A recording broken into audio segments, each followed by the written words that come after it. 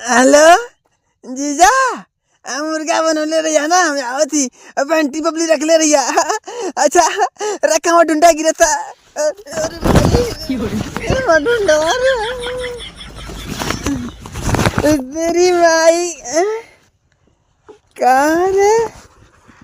अरे हम कहाँ आ गिली रे? रुडवा रुडवा दीदी जीजा ए तेरे बहन तो जीजा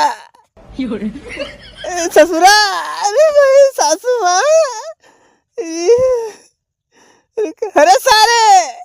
अरे भाई कहाँ आ गई रे?